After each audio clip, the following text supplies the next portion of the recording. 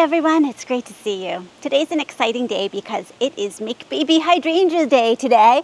We are going to be propagating hydrangeas using cuttings. Now, this, as you know, is one of my favorite hydrangeas. I do not know what kind it is. It was here when we moved in, and this happens a lot to people. They see a hydrangea, or there's a hydrangea at their grandmother's house that they love, and you know, hydrangeas are just the type of plant you can share with others through cuttings. So I'm going to show you exactly how I'm going to do that and then give you the timeline of how that looks for your little baby hydrangeas actually for the next 3 years. So the first thing you do is you find the bush that you want to propagate from. Do not take these illegally from other people's yards. This should be like a family member that you have requested or one of your own hydrangeas. And you're going to take a look at it. And when you look carefully at hydrangea wood, down the bottom, the stalks are going to be kind of woody and they almost look like the bark of a tree. And then up towards the top, they're still pretty firm, but they're green. So we want to take the green part, but we want a firm cutting. And actually your time between mid-July to mid-August is ideal for that because it's not the very new spring growth that's kind of like all flexible and wobbly. It's going to be strong here, and it's best to come out in the morning when you have a pretty turgid plant where it's pretty filled with water.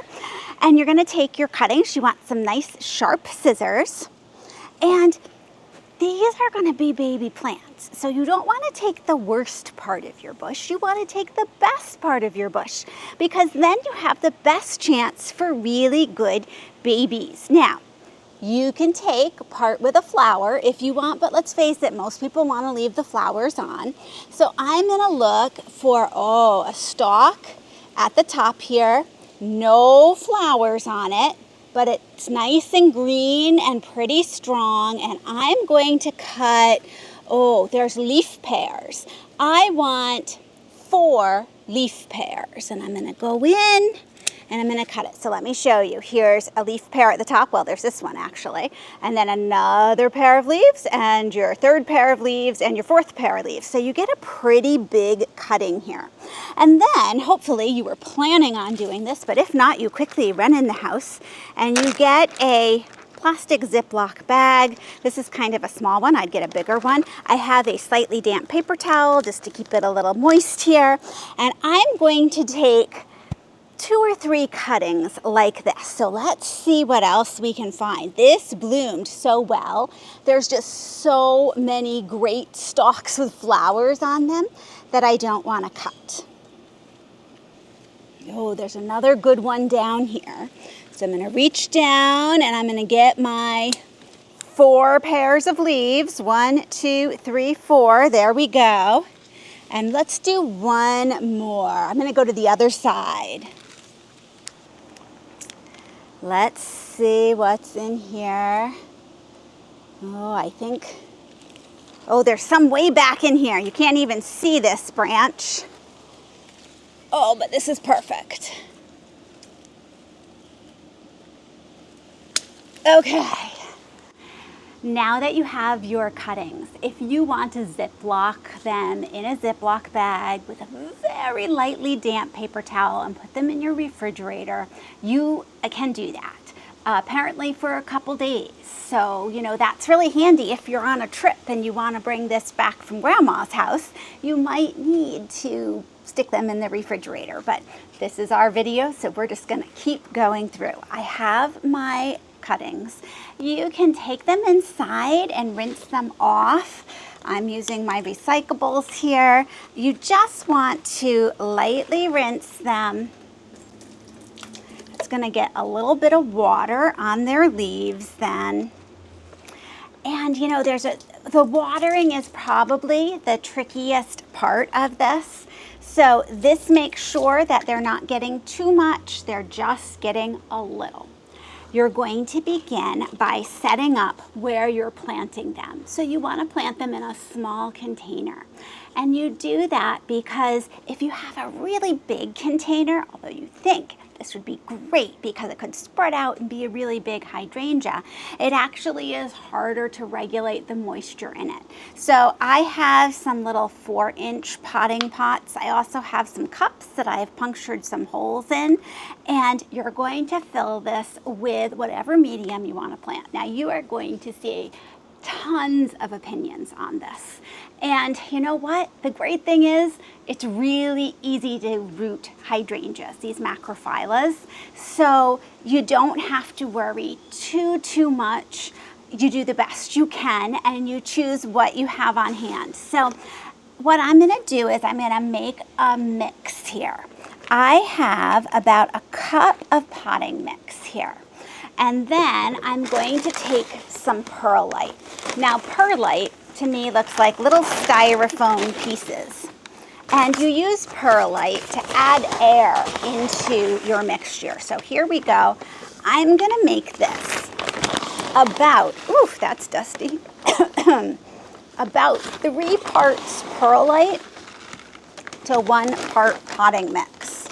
So we want a medium that is really, really light and airy, because in order for these, woo, don't breathe that in order for these little cuttings to root and take, they need water and they need air. And it's really easy to both overwater and not give enough air. So here we have a little potting mix and the perlite. Some people choose to use something like little crushed stones in here. Some people could use a seed starting mix. You know, you're gonna see that this probably works as long as it's a pretty light mix. You probably don't want to use just a plain potting mix because that's going to retain a lot of water. We want them not to rot, but to root. And it's really easy. I have killed a lot of cuttings by having them rot out because I keep wanting to water them more. So I'm going to fill each of my little containers up with our mix.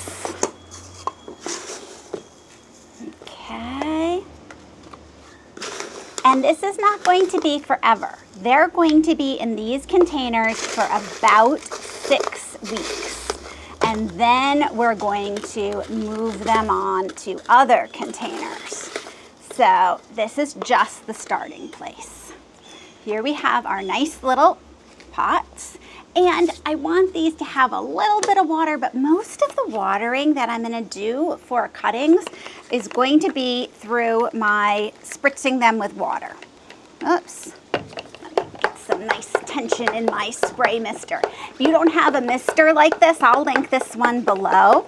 I know that Laura on Garden Answer sells a different type. That's her favorite. This is an Amazon one, and you can do strong or soft. We're just going to get a little bit in here. And now there's water on your actual hydrangea too, don't forget. Okay, some people, and I have done this before, propagate directly into water. But from everything that I've read, the roots are not as strong when you propagate directly into water than when you propagate into a planting medium like this. And I want as strong a roots as I can, so I'm going to go with this one. Now you're really ready to get your rootings all set.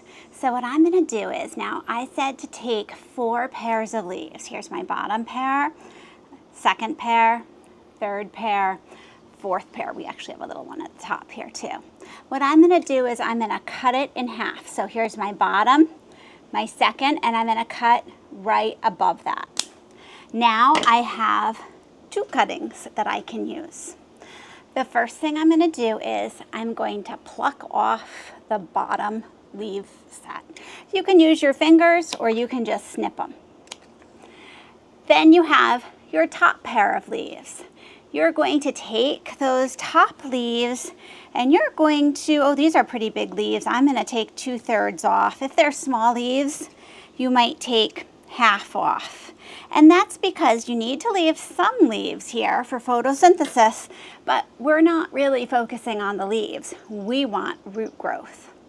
Now, the way your hydrangeas root are they're going to send little roots out where there's a little injury. So we've just injured it by plucking off the leaves here. And actually those nodes, that's where the leaf joins the stem here, is where the actual plant has their little growth cells. So all of those are strongest there, so they'll send out the roots. Some people like to take their fingernail or a scissor and sort of score it a bit too, to make a couple more little places that it could grow their roots, and that's fine. Then you're going to take a dibbler, that's what they really call them. For me, it's anything on hand you can make a hole with, a pen, a pencil, and you're going to poke a nice little hole where you want it. And then you're going to get some rooting hormone. So rooting hormone you can purchase online. There's all different brands. Any brand is fine, but it comes with a number after it. And you want to get numbers 1, 2, or 3 for your hydrangea. The bigger the number, the stronger it is in the percentage of hormone it has in it. And it doesn't need that much for hydrangea, so you use the 1, 2s, or 3s. And you don't want to dip this whole thing into the bottle. Just shake a little bit into a bag, and then you can use like a little painter's brush, or I just sort of dab it, and I'm going to dab it where it's injured on the 2 little areas I pluck the leaves off, and then you're going to sort of tap it off. You don't want a lot. Less is better. You don't want more, so this is plenty. And then you're going to stick it on the edge of your pot. Notice I didn't put it in the middle. It's in the edge here, touching the edge. And that's because it gives it a little bit more air to grow, which will be really good for it. Now let's take the other one and do the exact same thing. I'm going to cut off those, my scissors just fell apart. I'm going to cut off the bottom 2 leaves. There we go. I'm going to cut those top leaves smaller, and I could pluck these 2 off. I really don't need those. I'm going to cut them. So I just have my little partial leaves. I have my node where it's going to grow. This one I'm going to shorten just a little bit, and I'm going to score it just a little bit. I also hear of some people saying, well, dip this in water first so that the rooting hormone really sticks. You don't need to do that. You already sprayed them a little bit with water. They're plenty damp enough. It will stick enough on its own. Okay, tap it off so you just have a little. And then I'm going to make my hole. That's because we don't want all the rooting hormone to be like squeezed right off as I stick it down in the hole. There we go, and pat it in. Now in this size, I could probably do 4 around the edge, but I think I'll be fine just doing 2 this time. I'm not making that many cuttings. If you're taking cuttings from multiple kinds of plants, you should remember to write on these what kind it is. Otherwise, hydrangea leaves look too similar. Even if you think you're going to remember, you probably won't if you're like me. So let's go ahead and do the rest of these. And I'm going to follow the same sequence. Cut off the bottom leaves, make the top ones smaller. There we go. Now, if I left these top leaves bigger, it gives more area for evaporation for the water, and I don't want the water evaporating here. We know how hydrangeas look in the middle of the day. All their leaves start to droop because there's just that heat, and whoops, and I just got rooting hormone everywhere. There's all that heat that causes that evaporation. So we want less surface area for the water to be leaving the plant. This will help it to stay nice and strong. One of the good things about taking these like this time of year, this beginning of August time, is that these are pretty nice thick cuttings. And you know, I said you want to make sure that you're taking cuttings that are pretty firm and strong. And if you had those beginning of spring cuttings here, they would start to flop right away. It's really hard to keep them upright, but these are going to do so much better because they are nice and strong and further along in the season. Okay, oh, this is looking so good.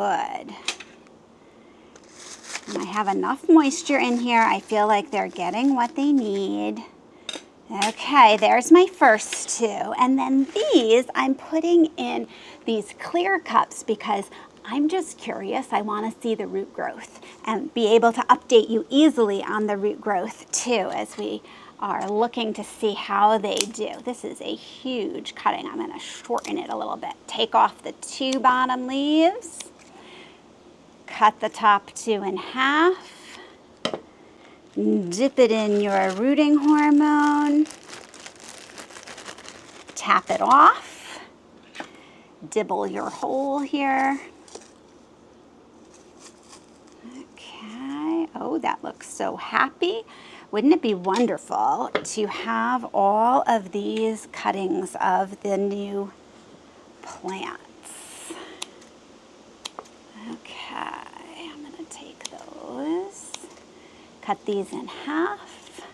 This is a nice tall one. This is fabulous. Here we go. And I'm just seeing how this sticks just enough. Okay, I can tell that you're all thinking about which hydrangeas you want to try this with. Now, the great thing is, it's a real inexpensive project too. Now, here we have all of our little cuttings. You are going to leave them in here for 6 weeks inside. These are not ready to be outside. The only thing, you can put them in direct light inside. You could put them under grow lights if you want. And you're not going to directly water. You are going to gently spritz the leaves. And that's it. 6 weeks. You want to keep them slightly damp. You might have to spritz in here a little bit if you really think it's too dry, but very, very minimally. The way most people have these not make it the first 6 weeks is because they overlove them and they start giving them too much water. So for 6 weeks, they stay inside with you, in direct light. You baby them along with a little spritz. After 6 weeks, then you could move them outside into shade. Don't give them lots of sun. They are not used to the sun outside is very different than your grow lights or indirect sun inside. So you could put them outside. Then you are going to wait until you have a killing frost. So that's when it gets down to like 27 degrees. The leaves fall off and it looks like they died, just like all your other big bush hydrangeas. For us here, that's about December 1st, maybe end of November. You're going to, on December 1st, get your containers and you're gonna put them inside in an unheated area. So no heat. If you put them in with heat, they're not gonna make it. So you have to put them, I use my unheated shed. It means it gets really cold in there, but it has a little bit of protection from the wind. And once a month, you're going to go in and you're going to say, okay, is it completely dry? Does it need a little spritz of something? You could spritz it a little bit. You could, before you put them in, possibly put them in regular potting soil in another small little pot. That would be fine after that 6 to 8 week initial time. But you're treating these like little babies. So they go through the whole winter inside. In the spring, you transition them out to get used to it, keeping them in the shade. And we wait over time. And then you move them up to a slightly bigger pot. And the next year, you keep them in a pot. And you bring them inside for the next winter. And then you bring them outside. And after so you're going on like 1.5 years, 2 years here. Then they probably are big enough to plant in the ground. Or you do another year in a pot, which is what I tend to do, at least 3 years, watching them very carefully. In fact, let me show you one that I propagated from this same bush that's on year 3. So this hydrangea right here bloomed beautifully last year and this year. This is a third year cutting from this bush, and it is doing fabulously. So my first year, I actually rooted it just in straight water. And then I planted it in a little pot when I moved it out after the 6 weeks. And it stayed in that pot until the end of November. At the end of November, the rest of these things were annuals. So this pot was empty, and I just planted it in the side in the potting soil. Stuck it in the shed for that whole winter, took it out. It stayed in this pot, and it bloomed that next year. Not very big though, it was still pretty small. Kept it in the pot, took it in another winter, brought it out. Next year it was much bigger. And look at it this year, just gorgeous. Now I feel like it is strong enough that this particular plant could go in the ground. But you know what? The reason I'm taking the cuttings from that purple hydrangea is because it blooms on old wood. And if it gets really cold, it's not going to bloom if it's in the ground. So I want to keep this in the pot. And you are absolutely fine keeping your hydrangeas in planters as long as you would like, as long as you make sure that once in a while you might have to change the potting soil or give them some fertilizer, but they just do wonderfully. So propagating is so much fun. You get your baby plants, you save a lot of money. It is an investment in time. So just be prepared that you can't take a cutting and have it off living on its own fabulously by next year. You are going to have to watch it carefully. A couple other things before I say goodbye and you run outside to take some cuttings from your hydrangeas. One is that the current modern hydrangeas that are now being produced today, for those hydrangeas, most of the people who develop them take out a plant patent on those hydrangeas. And a plant patent lasts 20 years, and it legally says that you cannot propagate those hydrangeas. Only the person with the plant patent can do that. So the company gets to produce those 20 years exclusively, and then you're allowed to, other growers can then sell them. You can take your cuttings. And so there might be, I have some beautiful hydrangeas, wee bit giddy behind me. I'd love to run around and take cuttings of those, but you're really not supposed to. You should be giving the people who produce those hydrangeas and put in all that work to give you this fabulous plant. We should really be giving them our business. So you need to either wait the 20 years until a plant patent is up on the hydrangea, or there are a lot of old types of hydrangea around that are in relatives' yards that we don't know what types they are. Some are just sold generally, like this beauty here, just, I picked it up somewhere. It didn't have a name. It just said hydrangea. So I'm okay to take a cutting on that one. I don't know what kind it is. But the other ones, you really should respect those people who put all that work in. How wonderful it is that we have these new modern varieties that rebloom. So think of that while you're taking your cuttings, and enjoy the ones that we can take cuttings of now, and look forward to those that we can take cuttings of in the future. The other thing you might want to think about is, trying just a few of these to begin with. So even I only rooted in, 6, 8 little plants. You're not going to go out and take 24 cuttings right away, because until you get used to it, it is kind of hard to find that happy medium of how much water to give, how frequently you need to water, how you're going to overwinter them. So start small and then work up as you go along, and that's absolutely fine. And finally, if you kill a whole bunch of them, which I'm telling you, yes, that one that I showed you is looking fabulous, but there were a lot of very sad cutting deaths in the middle there. It just happens. Don't worry about it. You get better as you give it a try. Thanks so much for joining me, and I'll see you in the next video.